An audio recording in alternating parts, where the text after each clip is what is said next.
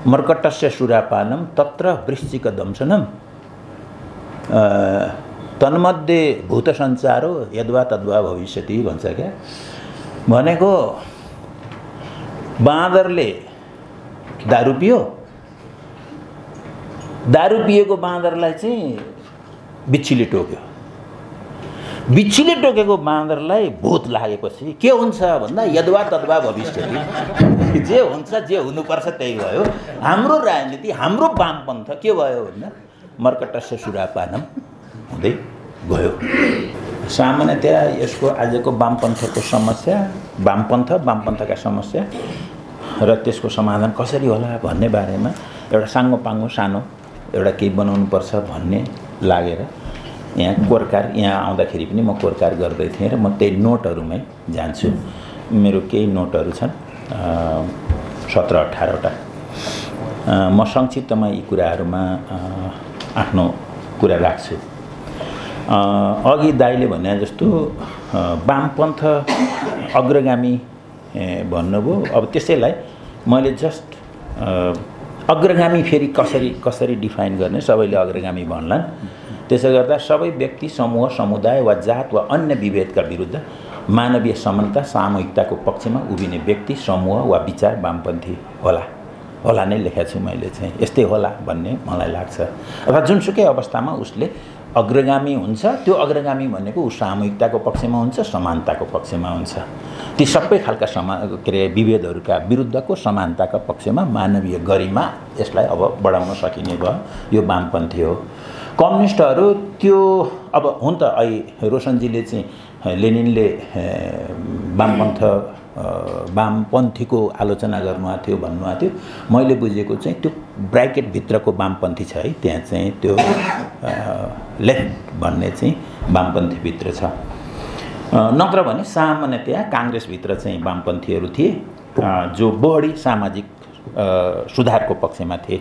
केदारमान बेथी, बालचन्द्र शर्मा लगायत घोषितै वामपन्थी समूह नै भनेको थियो उनीहरूले चाहिँ। र त्यहाँ बिपीले पनि हाम्रो साथी पुष्पलालले पनि आफूलाई वामपन्थी समूहमै राख्नुहुन्थ्यो। त्यसो उनीहरूभन्दा पनि काङ्ग्रेस पनि त्यतिखेर प्रतिगमनकारी होइन, तर त्योभन्दा अग्रगामी भन्ने अर्थमा वामपन्थीको व्याख्या गरिदिएको छ। अरू साहित्यमा पनि मैले त्यसरी बुझेको छु भनेर भनेको मात्रै हो। अब यो वामपन्थको कुरा गर्दाखेरि आजका चौतर्फी समस्याहरू, त्यो संसद, अदालत, सरकार लगायत अरू राजकीय सङ्गठन संस्थाहरूका समस्याहरू, राजनीति र राजनीतिक पार्टीका समस्या, राजनीतिक आरोप प्रत्यारोपका समस्या, पार्टी विभाजन, गठबन्धनका समस्या, भू राजनीतिक समस्या, यी सबैलाई कसरी हेर्ने, एउटै आँखीझ्यालबाट हेर्न सकिन्छ कि सकिँदैन, यी सबै कुराहरूलाई एउटा आँखीझ्यालबाट हेर्न सकिन्छ कि सकिँदैन भन्ने मेरो प्रयत्न त्यहाँनिर हो। अघि कुरा गर्दाखेरि चाहिँ यसको यो अवधारणाको, वामपन्थ भन्ने अवधारणाको अलिक विस्तारित छलफल भएको छ। म त्यसको सूक्ष्म जति सकिन्छ सूक्ष्म हुने गरी प्रयत्न गर्छु। कम्युनिस्टहरू अब यो अहिले मैले समस्याका नै कुरा गर्दै थिएँ। कम्युनिस्टहरू सरकारमा गएको 32 वर्षपछि पनि मुलुकमा आज पनि छुवाछुत छ, विभेद छ, उत्पीडन छ, जातीय खालका विभेदहरू छन्। यी यस्ता कलङ्कहरू विद्यमान छन्। शिक्षा, स्वास्थ्य यो सबै भन्नै परेन। यसर्थ संक्षिप्तमा मान्छेको आजको जीवनोपयोगी जुन स्तर हो त्यो चाहिँ छैन। हामी धेरै तल छौँ। यी पनि समस्याभित्रै छन्। यो वामपन्थका समस्या हुन् वा होइनन्, थिए वा थिएनन्, हामीले बुझेका छौँ छैनौँ, हाम्रो आजको वामपन्थले बुझ्छ कि बुझ्दैन भन्ने कुरा भयो।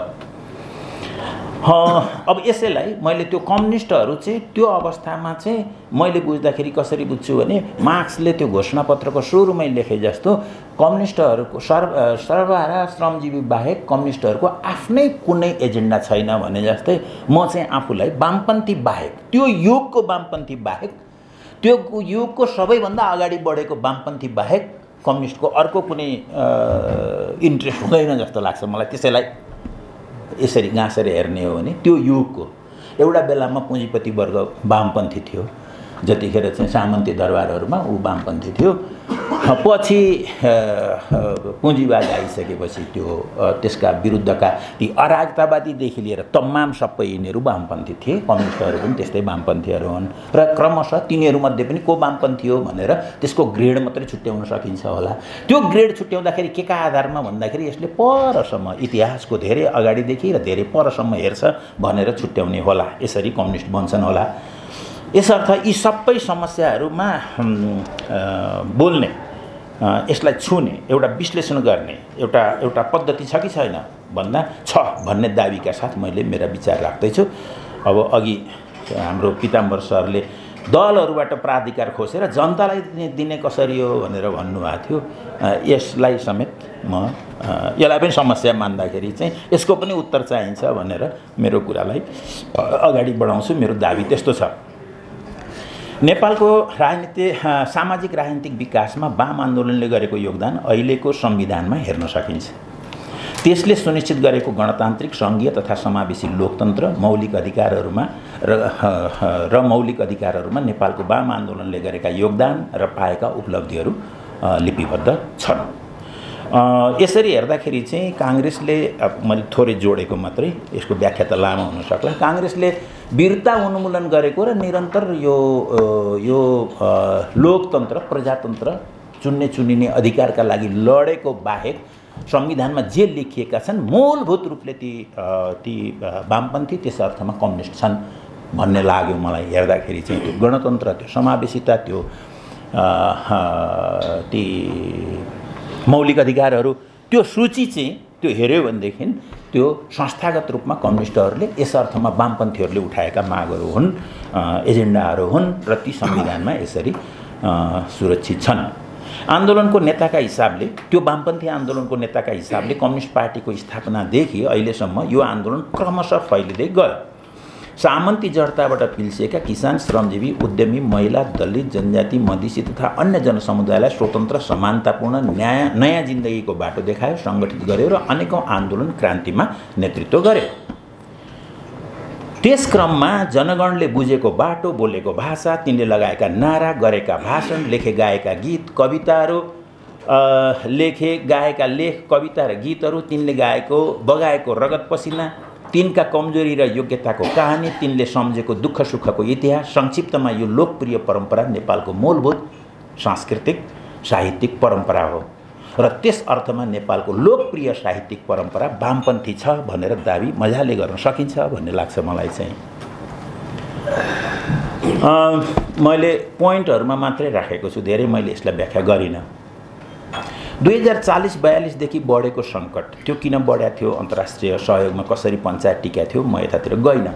2042 देखि बढेको सङ्कटले 46 को आन्दोलन, जनआन्दोलन र प्रजातन्त्रको पुनस्थापनामा समाधान पायो। 58 राजा वीरेन्द्रको हत्या, संसद विघटन आदि जस्ता घटनाबाट गहिरिँदै गरेको सङ्कट 62-63 को क्रान्तिले समाधान गर्यो। 68 संविधान सभा विघटन भएपछिको राजनीतिक अन्योलको सङ्कट, भूकम्पले त्यसमा थप सङ्कट थप्यो र त्यसलाई नयाँ संविधान निर्माणको प्रक्रियाले एक ठाउँमा लग्यो वा समाधान गर्यो अथवा 62-63 का क्रान्तिका उपलब्धिलाई त्यसले संस्थागत गर्यो। 2047 साल पुसमा संसद विघटन भएपछि हाम्रो मुलुक अर्को सङ्कटबाट गुज्रिँदैछ भन्ने 77 पुस 5 मा यो विघटन एउटा धेरै एउटा पानी ढलो बन्दैछ है भन्ने लाग्छ मलाई चाहिँ। यो सङ्कट कहाँ जान्छ, यदि यसभन्दा अगाडिका सङ्कटहरूको सङ्कट के थिए र समाधान के भयो, कसरी गयो भन्ने हो भने अबको सायद सङ्कट र समाधानको चरित्रलाई यसले हामीलाई बुझ्न सिकाउँछ होला भन्ने लाग्छ मलाई चाहिँ। अर्थ राजनीतिक कोणबाट यस सङ्कटको विश्लेषण गर्दा वर्तमान दलाल पुँजीवादी अर्थ राजनीतिक व्यवस्थाको सङ्कटका रूपमा देखिन्छ। किनभने सामान्यतया मान्छेको वास्तविक जीवनमा सङ्कट परेपछि त्यस पछाडि उनीहरूका सांस्कृतिक सोच, विचार आदि इत्यादि साहित्यिकदेखि लिएर बौद्धिक जीवनको सङ्कटहरू त्यहाँबाट सुरु हुन्छन्। यद्यपि तिनीहरू पनि वास्तविक नै हुन्। अझ त्यसलाई भन्दाखेरि मार्क्सवादी भाषामा भन्ने हो भनेदेखि जीवनको वस्तुगत अवस्था भनौँ, अझ जीवनको त्यस्तो वस्तुगत अवस्थामा जब सङ्कट आइपर्छ त्यस पछाडि उसको बौद्धिक चिन्तनका तमाम क्षेत्रमा, सांस्कृतिक क्षेत्रमा यसले सङ्कट खडा गर्दै जान्छ। यस हिसाबले हेर्दाखेरि नेपालको आजको पुँजीको मूल चरित्र दलाल पुँजीवाद भएको हुनाले यो आजको अर्थ राजनीतिक सङ्कट हो। जे जहाँ देखिएको छ, कसले के बोल्छ, किन पार्टी फोड्छ, किन अर्को गठबन्धन गर्छ, किन भत्काउँछ, किन यो सब गाली गलौज गर्दैछ, किन मर्दैछ, किन मार्दैछ, यो सारा कुराको चाहिँ यो जड चाहिँ यो हाम्रो वस्तुगत जीवनमा खोज्नुपर्छ। त्यो वस्तुगत जीवनले उत्पन्न गरेका अरू बौद्धिक सांस्कृतिक जीवनमा खोज्ने हो भन्ने लाग्छ मलाई चाहिँ। अर्थात् अहिलेको उत्पादन र वितरणको व्यवस्थाले वा अव्यवस्थाले मुलुकको समस्या समाधान गर्न सकेन र सक्दै छैन र सङ्कट आउँदैछ, बढ्दैछ। यसैलाई युक्रेन वा अरू सबै जोड्नुहुन्छ भने यसैलाई यसले तेल थप्छ र यो अझै दुनियाँले भनेका छन् हाम्रो यो खाद्यान्नको मूल्य बढ्दैछ, ऊर्जाको मूल्य बढ्दैछ, लगायत सङ्कट हुँदैछन् र वरिपरि नै धेरै सत्ता उलटपुलटहरू हुने सम्भावनाहरू समेत हुँदैछन् भनेर सबैले भन्दैछन्। आर्थिक आधारमा आएका समस्या सामाजिक तथा राजनीतिक तहमा फैलिँदै गए। हाम्रो त्यो दलाल पुँजीवादको समस्या, त्यसको उत्पादन र वितरणको जुन समस्या छ त्यो चाहिँ सामाजिक आर्थिक जीवनमा फैलिँदै गए र संसद, सरकार, अदालत लगायत सबैतिर सर्वव्यापी भए। राजनीति, पद र सम्पत्ति कमाउने सजिलो धन्दा यो दलाल पुँजीवादकै अनुकूल हुने राजनीतिक व्यवस्थाका हिसाबले चाहिँ राजनीति चाहिँ यो सजिलो गरी सम्पत्ति कमाउने, पद कमाउने धन्दा बन्दै गयो। यसरी हेर्दाखेरि चाहिँ राजनीतिक दृष्टिले हेर्दाखेरि, अहिले मैले अर्थ राजनीतिक दृष्टिले भने, राजनीतिक दृष्टिले हेर्दा एउटा अनौठो चित्र आउँछ। खास गरी मार्क्सिस्टहरू जसले मार्क्सिस्ट पद्धति अनुसार आफूलाई हेर्छु भनेर भन्छन्, त्यस हिसाबले हेर्दा अनौठो देखिँदो रहेछ यो चाहिँ। र अघि मैले आर्थिक हिसाबले त्यो कहाँ छ सङ्कट भन्दाखेरि चाहिँ त्यो दलाल पुँजीवाद अथवा अहिलेको उत्पादन र वितरणको व्यवस्थामा छ भने, राजनीतिक तहमा हेर्दा के देखिन्छ भन्दाखेरि यसभन्दा अघिल्ला अरू सङ्कटहरू, अरू पार्टीहरू त्यतिखेरको अर्थ राजनीतिक व्यवस्थामा लिड गरिरहेका अरू पार्टीहरूको सङ्कटले अरू पार्टीहरू सङ्कटमा थिए। अहिलेको सङ्कटको एउटा ठुलो चिज के छ भन्दाखेरि चाहिँ राजनीतिक अरू सङ्कटहरू अरू राजनीतिक पार्टीका असफलताबाट सिर्जना भएका थिए भने यो कम्युनिस्ट पार्टीहरू सफल हुन नसकेको भनेर म तथाकथित अनुशासनले, तथाकथित नैतिकताले बाँधिएर भनेको। तर वस्तु त यो कम्युनिस्ट पार्टीका असफलताले सिर्जना भएको हो कि यो तहमा छलफल गर्न सकिन्छ कि सकिँदैन, फेरि यो आत्मभर्त्सना हुन्छ कि भनेर पनि मैले यसलाई, यो लाइनलाई मैले 10-5 पटक हेर्दै थिएँ कि यो भन्न सकिन्छ कि सकिँदैन। आज मुलुक फेरि सङ्कटमा जाँदैछ। यसभन्दा अगाडि राजाको राजनीतिले जाँदै थियो, काङ्ग्रेसको उसले जाँदै थियो, अरूको कारणले जाँदै थियो भने अबको सङ्कट कतै हाम्रो कारणले अथवा कम्युनिस्ट भनिएकाहरूको अथवा वाम आन्दोलनका नेता भनिएकाहरूका सङ्कटले पो जाँदैछ कि भन्ने यो देखिन्छ। राजनीतिक रूपले हेऱ्यो भनेदेखि सङ्कट माथिबाट सत्ताधारी वर्गको हो भने आज सत्ताधारी को हो वर्ग भन्दाखेरि जोड्दाखेरि कम्युनिस्टहरू आज पनि 2/3 छन् भने तिनीहरू नै हो सत्ताधारी। किन विभाजित छन् भन्दा त्यसो गर्दाखेरि नै उनीहरूको सत्तामा भागीदारी वा उनका स्वार्थहरू विभाजित हुँदाखेरि नै छन्। ती कसका भन्दा ती पार्टीहरूका, ती पार्टी भनेको को भन्दा ती नेताहरूका इन्ट्रेस्टहरू विभाजित हुँदाखेरि नै, एक ठाउँमा हुँदाखेरि नै हुन्थ्यो भनेदेखि त एकीकृत हुन्थे। त्यसो गर्दाखेरि चाहिँ यिनीहरूको विभाजन पनि उनीहरूको त्यो सत्ताकै साझेदारी हो भन्ने लाग्छ मलाई चाहिँ। अर्थात् दलाल पुँजीवादी अर्थ राजनीतिक प्रक्रियामा कम्युनिस्ट पार्टीहरूले हस्तक्षेप गर्न नसक्दा यी समस्याहरू आए। यो अझ यसलाई हेर्ने भने अझ मैले यसलाई अर्को लाइनमा व्याख्या गरेको छु। किन कम्युनिस्ट पार्टीले दलाल पुँजीवादमा हस्तक्षेप गर्न सकेन भन्ने कुरा सबैभन्दा महत्त्वपूर्ण छ। कि यो दलाल पुँजीवादका विरुद्धको लडाइँमा कम्युनिस्ट पार्टी लड्दै गर्दा असफल भएको हो? अर्थात् जनवादी सत्ताका विरुद्ध पुरानो सत्ताबाट कुबाट हारेको हो यो पार्टी? अथवा यिनीहरू पछाडि परेका हुन्, को भएर पछाडि पर्यो यिनीहरू? जस्तो कि इन्डोनेसिया, ब्राजिल, चिली, उरुग्वे अरू तमाम गणना गर्न सकिन्छ। तिनीहरूमा चाहिँ अमेरिकीहरूले कल्ले सत्ता पलट कु गराएर चाहिँ हिजो 60 र 70 को दशकमा सत्ता पलट गरेका थिए। त्यसरी चाहिँ आज ब्याक हुँदैछ भन्दा त्यस्तो पनि छैन। स्वयं कम्युनिस्ट पार्टी सत्तामा छ र ऊ असफल भएको छ, किनभने हामी कहाँ को क्राइसिसमा छ आधारमा भन्दाखेरि दलाल पुँजीवाद क्राइसिसमा छ। दलाल पुँजीवाद र कम्युनिस्ट पार्टी सँगसँगै किन क्राइसिसमा छ? यो चाहिँ सम्भवतः धेरै ठुलो प्रश्न होला भन्ने लाग्छ मलाई चाहिँ। मैले त्यो कारणले यो कुरा उठाएको हुँ। यस हिसाबले हेर्दाखेरि चाहिँ स्वयं कम्युनिस्ट पार्टीको नेतृत्व अथवा क्रान्तिको नेतृत्व अथवा वामपन्थी आन्दोलनको नेतृत्व विचारहीन हुँदै जाँदा, कार्यक्रमहीन हुँदै जाँदाखेरि उसले लड्ने होइन, उसँग सरेन्डर गर्दै जाँदाखेरि चाहिँ हारेको हो। आज लडेर हारेको होइन, ऊ दलाल पुँजीवादसँग सरेन्डर गर्यो र यो हारको जस्तो कम्युनिस्ट पार्टी हारेको जस्तो देखिया छ। लोकतान्त्रिक क्रान्तिपछि यसले आफ्नो किन यस्तो भयो भन्दा अस्तिको क्रान्ति पछाडि जतिखेर हामी उसमा आयौँ भनौँ न 62-63 पछाडि त टोटालिटीमा जोड्दाखेरि सत्ताधारी को हो भन्दाखेरि त यसै पनि त्यतिखेर सबभन्दा ठुलो माओवादी हो। स्वभावैले बढ्ता योगदान, राजनीतिक योगदान आन्दोलनको योगदानको हिसाबले हेर्दाखेरि चाहिँ कतिको त्यसले आफूलाई स्थापित गर्न सक्यो सकेन अर्को कुरा भयो। तर संविधान हेर्दाखेरि त्यसका कुरा धेरै पर्दा रहेछन् वास्तवमा चाहिँ हैन। त्यसको अर्कै पाटो भयो, म त्यतापट्टि गइनँ। तर त्यस पछाडि चाहिँ किन यस्तो भयो भन्दा एक यो दलाल पुँजीवादको किल्लामा पुगेको थियो। यसले राष्ट्रिय पुँजीको विकासलाई रोक्थ्यो, जुन यो दलाल पुँजीवादले र मुलुकको अविकासलाई बढाउँथ्यो। यसको चरित्रको बारेमा यो कम्युनिस्ट पार्टीले छलफलै गरेन। हिजो उसले चाहिँ सामन्तवाद साम्राज्यवाद पल्टाउने हो, क्रान्ति गर्ने हो, सत्तामा जाने हो भन्थ्यो। ऊ सत्तामा गएपछि के गर्ने हो भन्ने कुरा उसले कतिखेर पनि व्याख्या गरेन र आजसम्म पनि त्यसले राम्ररी व्याख्या गरेका छैन। यसर्थ त्यसैले त्यससँगको लडाइँको बारेमा उसले त त्यो के हो भन्ने कुरै बुझेन। उसले चाहिँ त्यसको चुनौती के हुन् भन्ने कुरै थाहा नपाएको हुनाले, दलाल पुँजीवादको चुनौती के हो भन्ने कुरा थाहा नपाएको हुनाले उसले लडेन। दुई, यो संसदीय लोकतन्त्रको अभ्यासमा आएको थियो। यो प्रतिनिधिमूलक व्यवस्थाले शासन सत्तामा प्रतिनिधि मात्रै पठाउँथ्यो। यो प्रतिनिधि मात्रै पठाउँथ्यो, वारेस पठाउँदैन। यसले वारेसको हो भन्दाखेरि जसलाई जुन प्रयोजनका लागि अधिकार दिएको त्योभन्दा अरू प्रयोजनका लागि त्यसले आफ्नो अधिकार प्रयोग गर्दैन, त्यो वारेस हुन्छ।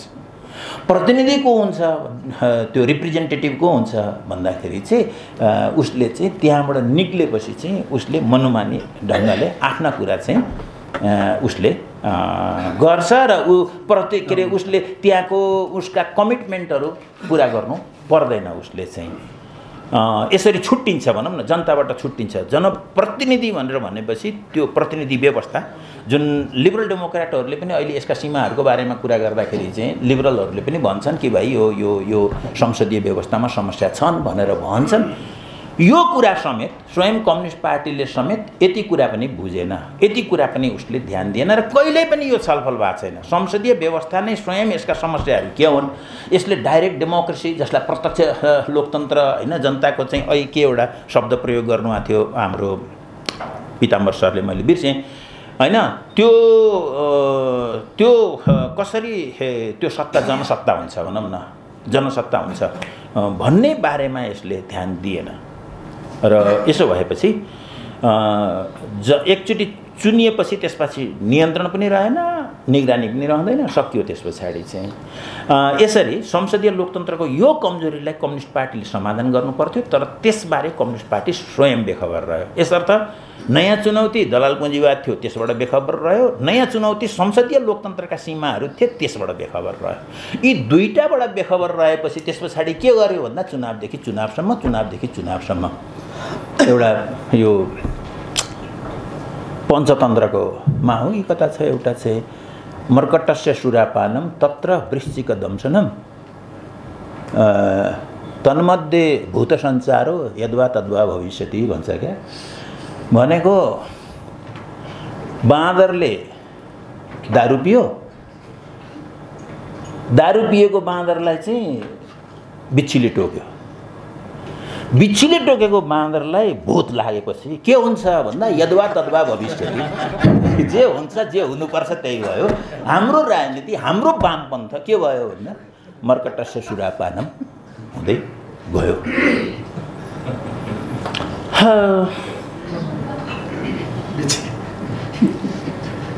क्रान्तिका यी दुई चुनौती र दायित्वबारे बेखबर कम्युनिस्ट पार्टी घोर अलमलमा फस्यो र दलाल पुँजीवादसँग आफैले अब लगनगाँठो पहिले पनि थियो, फेरि कहिलेदेखि नभन्दा यसलाई चाहिँ जे होस् उसले आफ्नो लगनगाँठोलाई उसले मतलब बलियो बनाउँदै लिएर गयो र त्यसमा संसदीय प्रजातन्त्र भनेको त्यो उसका लागि संसदीय प्रजातन्त्रका कमजोरीहरू कम्युनिस्ट पार्टीको त्यो लिडरसिपका लागि बाँदरलाई लिस्न जस्तो भयो।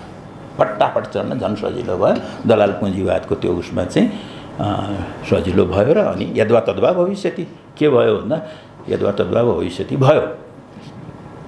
र यसरी आज दलाल पुँजीवादको सङ्कट र कम्युनिस्ट आन्दोलनको सङ्कट भनिएको कम्युनिस्ट पार्टी कम्युनिस्ट आन्दोलन यसैलाई भन्दा यो औपचारिक संस्थालाई भन्दा कम्युनिस्ट पार्टी र दलाल पुँजीवादको सङ्कट एकै ठाउँमा जोडिएको छ भन्ने लाग्छ मलाई चाहिँ।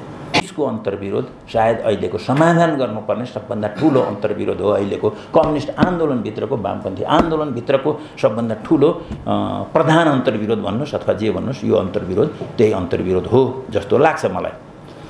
कम्युनिस्ट आन्दोलनभित्रको वामपन्थी खेमाले दलाल पुँजीवादको विरुद्ध आर्थिक सामाजिक तथा सांस्कृतिक व्यवस्थाका अपूर्णताहरूलाई संसदीय व्यवस्थाका अपूर्णताहरूलाई हटाउने राजनीतिक तथा साङ्गठनिक कार्यक्रममा पार्टीलाई ल्याउन सक्यो भने अहिलेकै पार्टीहरूले वामपन्थलाई अगाडि बढाएर लिएर जान्छन्। नत्र भने के हुन्छ भन्दा यद्वा तद्वा भविष्यति फेरि त्यस्तै हुनेछ। के हुन्छ भन्दा के हुन्छ के हुन्छ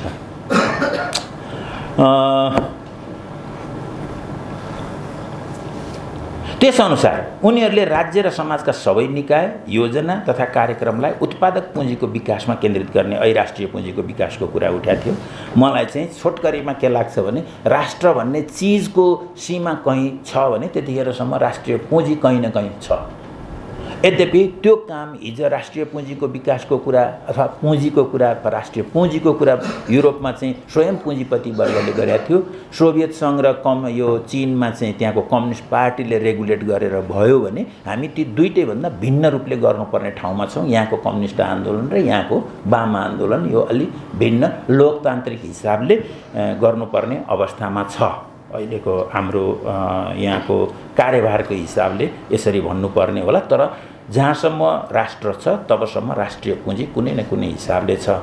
त्यो राष्ट्रिय पुँजी कुन हो भन्दा जुन पुँजीले यसलाई धेरै मैले भनिनँ जुन पुँजीले रोजगारी सिर्जना गर्छ त्यो आजको हरेक हिसाबले अर्थशास्त्रीय अर्थ राजनीतिक व्याख्याको हिसाबले त्यो चाहिँ राष्ट्रिय पुँजी हो।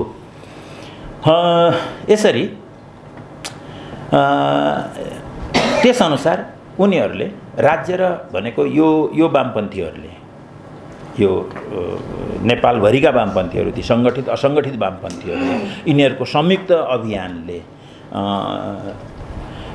राज्य र समाजका सबै निकाय योजना र कार्यक्रमलाई उत्पादक पुँजीको विकासमा केन्द्रित गर्ने उत्पादित वैभवको न्यायोचित वितरण गर्ने र सबै सामाजिक विभेदका विरुद्ध उभिने पार्टी सङ्गठन र आन्दोलनको यो क्रममा निर्माण हुन्छ। यो अर्को बाटो विकल्पको बाटो यो हो अबको बाटो। र यस्तो पार्टी लोकतान्त्रिक हुनेछ। कानुन बमोजिम लोकतान्त्रिक हुने होइन। कानुन बमोजिम लोकतान्त्रिक के हैन हाम्रो धेरै जसो कानुन बमोजिम लोकतन्त्र जस्तो एउटा मैले बाइ द वे मेरो आफ्नै अनुभव हो। मैले त्यसलाई चाहिँ सौराहा काण्ड भनेको थिएँ। एकजना उभिनु भएर के भनिदिनु भने सबै अधिकार अध्यक्षलाई दिउँ उहाँले जे लिस्ट पढ्नुहुन्छ हुन्छ मान्नु भनेर भन्नुभयो। अरू सबैले हुन्छ भनेर भने जोडले भने। त्यस पछाडि चाहिँ कानुन बमोजिम त लोकतान्त्रिकै हो किनभने उसलाई अधिकार उसले धेरैले त्यसो भने थोरै मौनकै केही त्यही भएर मैले भनेको यो यहाँ मात्रै होइन माओवादीको सम्मेलन हेर्नुहोस् अरू हेर्नुहोस् कमिटीहरू हेर्नुहोस् हाम्रै दैनन्दिन हामी अरू सङ्गठनहरूमा रहेका कमिटीहरू होलान् जनसङ्गठनहरू होलान् अरू सामुदायिक सङ्गठनहरू होलान् सत्ताले कस्तो काम गर्छ त्यहाँभित्रको शक्तिले कस्तो काम गर्छ भन्दा त्यस्तै काम कानुन बमोजिम लोकतान्त्रिक हुन्छ। यस्तो कानुन बमोजिम लोकतान्त्रिक कुरा गरेको होइन मैले वास्तविक जीवनको लोकतान्त्रिकरणको कुरा गरेको हो। यस्तो पार्टी हुन्छ है। यसरी जाने हो भनेदेखि जसले राष्ट्रिय पुँजीको विकास गर्छ, त्यसले रोजगारीको सिर्जना गर्छ, त्यसले वैभव सिर्जना गर्छ, त्यो वैभवलाई हामी चाहिँ हाम्रो सामाजिक अवस्थाअनुसार राम्ररी न्यायपूर्ण ढङ्गले वितरण गर्छौँ र यस्तो गर्ने, यस्तो बोक्ने सङ्गठन तयार हुन्छ र वामपन्थ अगाडि जान्छ, वामपन्थ बाँच्छ, वामपन्थले सङ्कट समाधान गर्दै जान्छ भन्ने हो।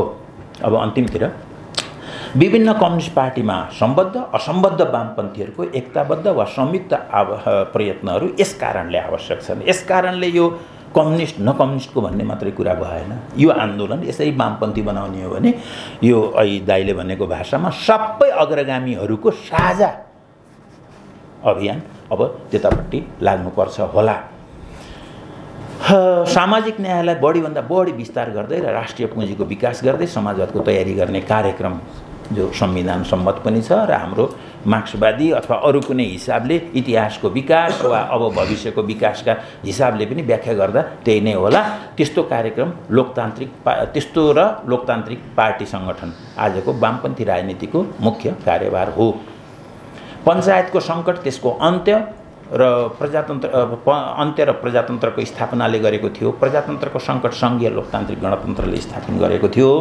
यो सङ्कटको अपेक्षित समाधानतर्फ अगाडि बढ्दै गएको उत्पादक तथा लोकतान्त्रिक राजनीतिले समाधान गर्नेछ।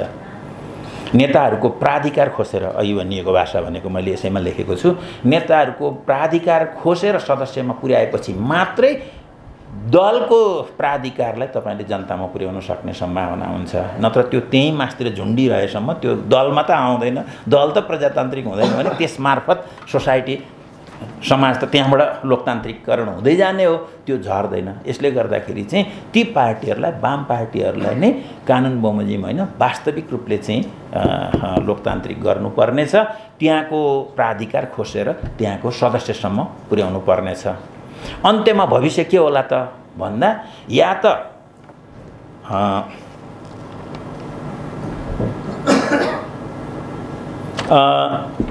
त वामपन्थले अहिलेका सङ्कटहरू समाधान गर्दै अगाडि बढ्छ, यस्तो पार्टी बन्छ। यो सङ्कटकै दौरानमा पनि यसलाई बुझ्नेछन् मान्छेहरूले।